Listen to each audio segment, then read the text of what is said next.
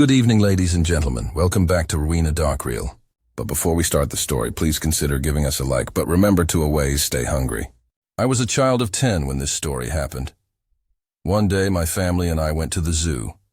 We bought tickets from the ticket counter and entered the zoo. I saw many cages of different animals. Some were birds and some were reptiles, but I wanted to see truly dangerous animals like lion, tigers, cheetah, and wolves. My father said, "Let's go and eat something."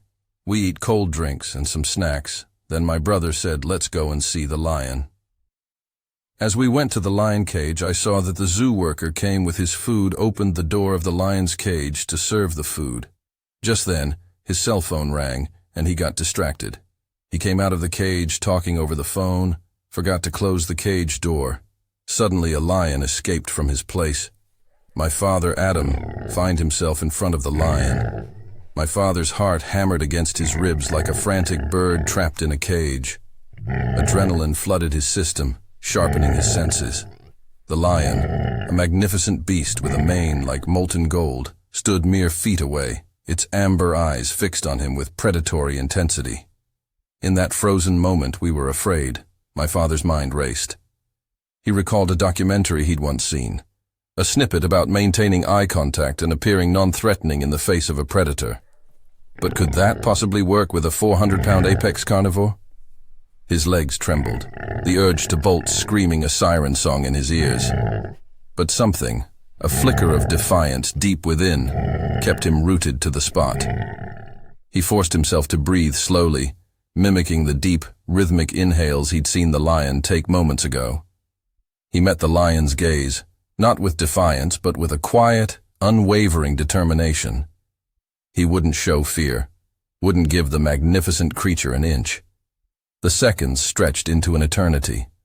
The lion tilted its head, its gaze seeming to pierce through my father's carefully constructed facade. A low growl rumbled in its throat, sending shivers down my father's spine. Was this it? The prelude to his demise? Suddenly, a loud clang echoed through the air.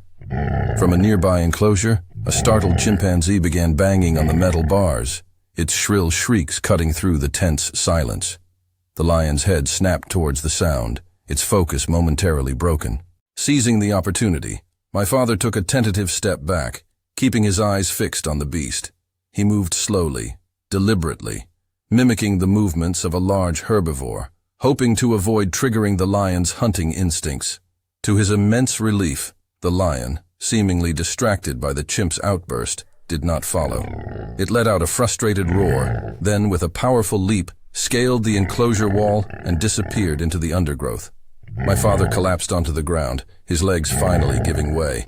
His breath hitched in his chest, his body racked with tremors of relief and terror in equal measure. He had stared death in the face and, somehow, blinked away. The zoo authorities rushed to the place where the lion was spotted. They had a cage to catch the lion. To everybody's surprise, the lion didn't show any resistance but went straight to the cage. He understood that it is much safer in the zoo than in the outside world. The ordeal left its mark. Shaken but alive, my father emerged from the zoo, a changed man.